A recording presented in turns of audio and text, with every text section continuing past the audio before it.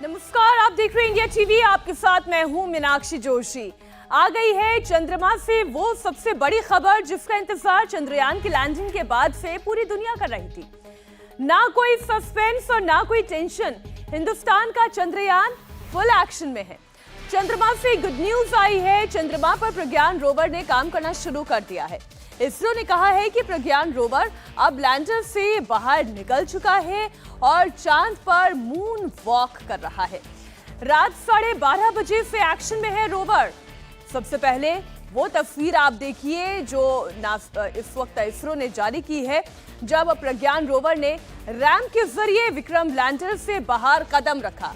ये तस्वीर इस वक्त आपके सामने वाकई में राहत देने वाली है खबर। जिस पल का इंतजार पूरा देश कर रहा था, और सिर्फ देश की ही हम बात क्यों करें, पूरे विश्व की जितनी स्पेस एजेंसीज हैं वो ये तस्वीर देखने के लिए उत्साहित होंगी।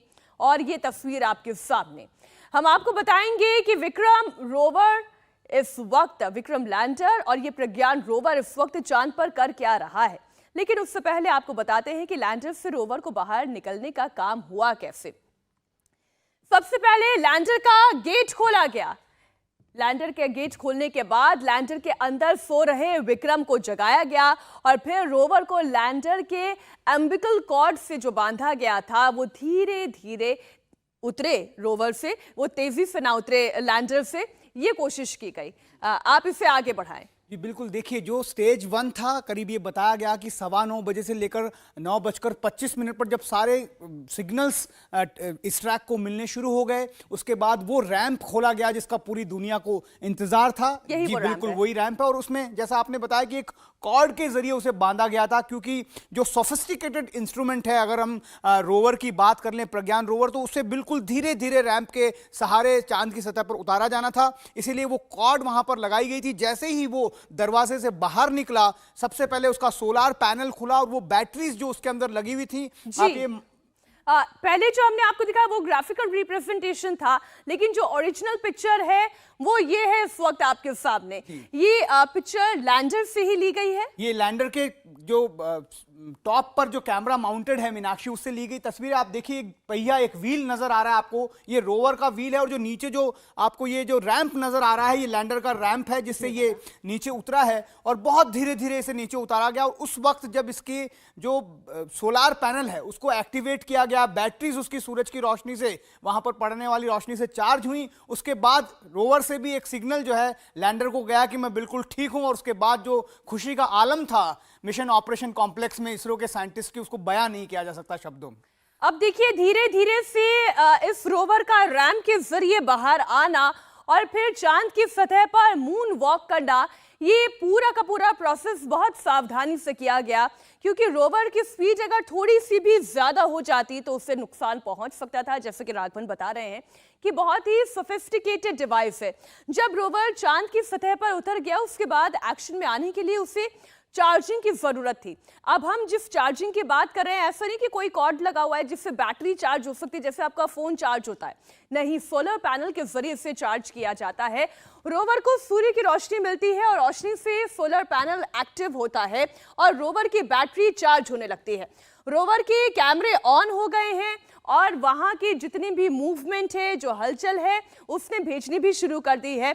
हम ये कह रहे थे कि जो हमारा प्रज्ञान रोवर है, अगर आप उसका ग्राफिक्स दिखा सके तो ये देखिए 6 व्हील्स लगे हुए हैं, और ये जो आप डिवाइस देख रहे हैं, अगर मैं सही हूं तो यही सोलर पैनल है। और बड़ी दिलचस्प बात यह है कि जो व्हील्स आप अभी चांद की सतह पर चलते हुए देख रहे हैं, चहलकदमी करते हुए देख रही हैं मीनाक्षी, इसमें वो एम्बलम लगा हुआ है। एक हमारा अशोक स्तंभ है और एक इसरो का लोगो है जो लगातार वहां पर इम्प्रिंट कर रहा है, भारत की इस कामयाबी को चांद की सतह पर चिन्हित कर रहा है। ये ट्रैवल कितना होगा? जी देखिए, इसको लगातार लैंडर के संपर्क में रहना होगा, क्योंकि रोवर से जो ग्राउंड स्टेशन है उसकी कोई डायरेक्ट कनेक्शन नहीं है, ऐसा कह सकते हैं। इसलिए लगातार इसको रोवर लैंडर विक्रम के साथ संपर्क में रहना होगा। और 500 मीटर इसका दायरा बताया गया है जहां पर इसको अपने एक्सपेरिमेंट्स करने। अब हम पेलोड की बात करते हैं। Laser institute breakdown spectroscope.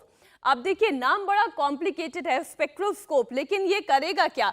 ये पहला पेलोड जो है, ये पहला काम तो ये करेगा कि वहां पर जितना खनिज है, जितने केमिकल्स हैं, उसकी मात्रा और उसकी गुणवत्ता की जांच करेगा। और उसका दूसरा काम यह होगा कि खनिज कौन कौन से हैं चांद के दक्षिणी ध्रुव की सतह पर, इसकी वो जांच करेगा। राघवन जी बिल्कुल, देखिए बहुत ही महत्वपूर्ण दोनों साइंटिफिक इंस्ट्रूमेंट हैं। लेजर इंड्यूस्ड जो स्पेक्ट्रोमीटर है वो करीब करीब कह रहे हैं कि लेजर के जरिए चांद की सतह को पेनिट्रेट करेगा कुछ दूरी तक। उसके बाद वहां से जो केमिकल कॉम्पोजिशन है, क्योंकि ये माना जाता है कि चांद की उत्पत्ति के बाद से ये जो रीजन है मीनाक्षी, साउथ पोलर रीजन जो है, वहां पर अभी तक कोई ज्यादा पहलकदमी नहीं हुई। ऐसा बताया जाता है कि वो पूरा क्षेत्र जो है अनटच्ड, अनटैप्ड है। इसी वजह से हो सकता है कि चांद की उत्पत्ति कैसे हुई, इन कारणों का भी पता इस पर्टिकुलर इंस्ट्रूमेंट से लगाया जा सके। बहुत ही बेहद खास इंस्ट्रूमेंट का इस्तेमाल वहां पर किया। दूसरे पेलोड का काम क्या होगा? देखिए, अल्फा पार्टिकल, ये जो दूसरा पेलोड है अल्फा पार्टिकल एक्सरे स्पेक्ट्रोमीटर, जिसका जिक्र अभी राघवन कर रहे थे, इसका पहला काम यह है कि वो मैग्नीशियम, एल्यूमिनियम और सिलिकॉन की खोज करेगा। और दूसरा काम यह है कि पोटेशियम, कैल्शियम, टिन और लोहे की, इन खनिजों की भी खोज करेगा। बिल्कुल, देखिए बहुत बड़ी संभावनाएं इस बात की है कि वहां पर चांद की सतह पर खनिजों का अथाह भंडार है। हीलियम की भी लगातार बात हो रही है। और ये जो पेलोड है, एक्सरे बेस्ड पेलोड जो है, ये उन खनिजों का पता लगाने में जुटेगा। क्योंकि ऐसा बताया जा रहा है कि चांद की जो सतह है, हो सकता है वहां पे बर्फनुमा शक्ल में जो है पानी भी हो। और अगर वो खोज जो है जिसको चंद्रयान 1 ने बहुत दूर से हमें बताया था, अगर वो खोज अब वापस सत्यापित हो जाती है, तो आप अंदाजा लगाइए कि कितने बड़ा इन्वेंशन जो है स्पेस वर्ल्ड में होगा। बिल्कुल। अब अगले 13 दिन तक, आप 13 दिन कहें या 14 दिन तक, फर्स्ट 13 डेज बहुत इंपॉर्टेंट रहने वाले हैं। और प्रज्ञान रोवर चांद पर परीक्षण करेगा।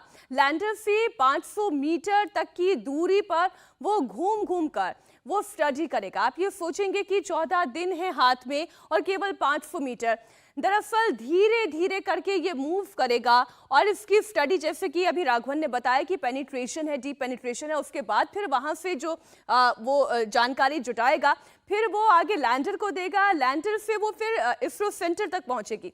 दूसरे पेलोड का काम हमने आपको बता दिया। प्रज्ञान रोवर तो स्टडी करेगा ही, लेकिन चांद की सतह पर मौजूद विक्रम लैंडर भी कई तरीके की जांच कर रहा है। ऐसा नहीं कि विक्रम लैंडर का काम खत्म हो गया है। विक्रम लैंडर पर 4 पेलोड लगे हुए हैं। अब पहले पेलोड का जो नाम है वो है रंभा, जो सूर्य से आने वाले प्लाज्मा के घनत्व और बदलाव की जांच करेगा। दूसरे पेलोड की बात करें तो दूसरे पेलोड का नाम है चेस्टा, जो चांद के तापमान की जांच करेगा। तीसरा पेलोड है इल्सा, जो भूकंप की गतिविधि की जांच करेगा। और चौथा पेलोड है एलआरए, जो गति विज्ञान की जांच करेगा। राघवन जी बिल्कुल, देखिए इसमें एलआरए जो पेलोड है, पेलोड 4 जिस पे लिखा गया, ये अमेरिका के नासा का पेलोड है। बाकी सारे 3 पेलोड हमने खुद बनाए हैं। और ये बहुत बेहद खास इसलिए हो जाते हैं क्योंकि किसी भी ग्रह की उत्पत्ति के बारे में, उसकी सतह की संरचना के बारे में अगर हमें कुछ जानकारी चाहिए होती है, तो ये पता लगाना जरूरी है कि सूरज की रोशनी वहां पर कैसे पहुंचती है, कितना वहां पेनिट्रेट करती है सूरज की रोशनी को, वो सतह कैसे ग्रहण करती है। तो जो हमारा पहला पेलोड है वो उसको बहुत सघनता से उसकी जांच करने जा रहा है। उसके बाद जो चेस्टा है, चांद पर तापमान, इसकी बात लगातार हम करते हैं मीनाक्षी। जब कल चर्चा हो रही थी, जब लैंडिंग के दौरान, तो कहा गया था जो एक्सट्रीम टेम्परेचर है 200 प्लस चला जाता है, 200 माइनस चला जाता है जब वहां पर रात होती है। तो ये टेम्परेचर वेरिएशन क्यों होता है? वहां पर जो एनवायरनमेंट है वो भी स्थिर नहीं है। आप ये मान सकती हैं कि अलग अलग जगह पर वहां पर जो तापमान और जो उसकी संरचना है सतह की, वो अलग हो सकती है। और ग्रेविटी भी अलग अलग जगह पर अलग है। मतलब आप इसे इस तरीके से समझिए कि जब हम धरती पर चहलकदमी करते हैं, तो जो जहां मैं खड़ी हूं और जहां राघवन खड़े हैं, दोनों जगह पे गुरुत्वाकर्षण एक ही है। लेकिन चांद पर यहां जो गुरुत्वाकर्षण है और जहां राघवन खड़े हैं, इसमें भी जमीन आसमान का फर्क आ सकता है। इस वक्त हमारे साथ हमारे सहयोगी पवन नारा कमांड सेंटर इसरो से ही लाइव जुड़े हुए हैं। वहां तो आप डायरेक्ट तस्वीरें देख रहे हैं, डायरेक्ट इंफॉर्मेशन आपके हाथ में आ रही है। पवन, बहुत बड़ी कामयाबी इसरो की टीम ने हासिल की है और अब प्रज्ञान रोवर ने अपना काम करना शुरू कर दिया है।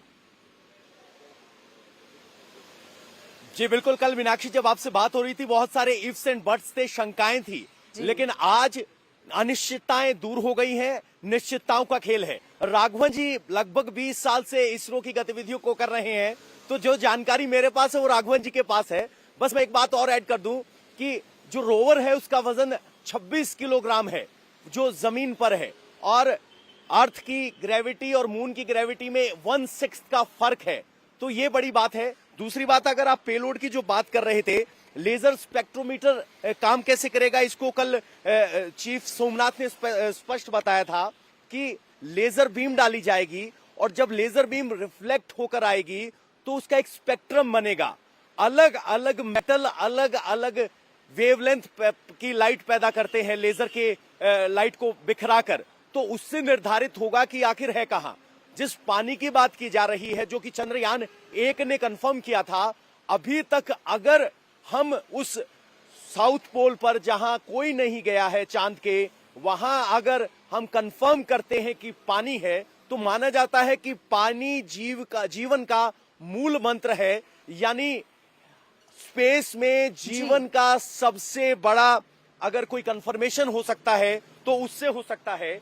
एक जो रांभा है वो सरफेस के ऊपर इलेक्ट्रॉन्स और जो चार्ज पार्टिकल्स हैं उनकी क्या स्थिति है वो नापेगा, और वो लैंडर के ऊपर है। रोवर के ऊपर अगर बात की जाए तो सिर्फ 2 इक्विपमेंट हैं। एक अल्फा पार्टिकल एक्सरे स्पेक्ट्रोमीटर है जिसकी मैंने अभी बात की, एक लिप्स है लेजर इंड्यूस्ड ब्रेकडाउन स्पेक्ट्रोस्कोप जिसकी वजह से एलिमेंटल कंपोजिशन को देखा जाएगा। तो कुल मिलाकर आप ये ठीक अब कह रहे हैं, अगले पवन, 14 दिन जब हम पहुंचने इस विक्रम रोवर की बात, प्रज्ञान रोवर की बात कर रहे थे राघवन, तो सबसे बड़ी बात ये हो रही थी, चर्चा हो रही थी कि इसकी स्पीड इतनी धीरे क्यों है, ये इतना धीरे धीरे क्यों चलेगा।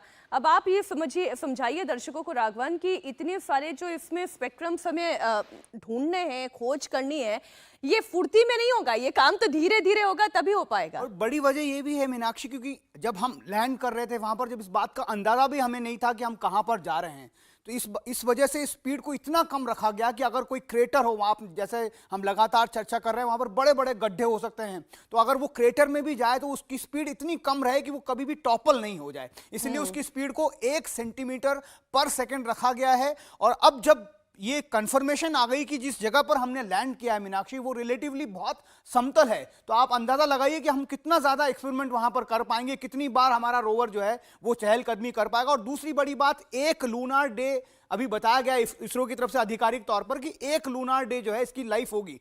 लेकिन इसको जब ग्राउंड में सिमुलेट किया गया था, जब टेस्ट हो रहे थे, तब ये भी इसको उस कोल्ड टेम्परेचर में कम से कम -280 डिग्री टेम्परेचर में रखा गया और फिर इसको रोशनी में लाया गया तो इसकी बैटरी फिर चार्ज हो गई। इसका मतलब ये कह सकते हैं कि जब 14 दिन वहां पर रात हो जाएगी पृथ्वी की, एक दिन की जो पृथ्वी का एक दिन वहां 14 दिन के बराबर है, तो अगर उसके बाद वापस उजाला जब होगा तो इस बात की प्रबल संभावनाएं हैं कि एक बार फिर हमारा रोवर जागेगा और फिर वो एक्सपेरिमेंट जो है वो जारी रहेगा। आप इसे इस तरीके से समझ सकते हैं कि जिस वक्त वहां पर, यानी 14 दिन की लाइफ के बाद जिस वक्त वहां पर टेम्परेचर -280 तक चला जाएगा, उस वक्त ये स्लीप मोड में चला जाएगा।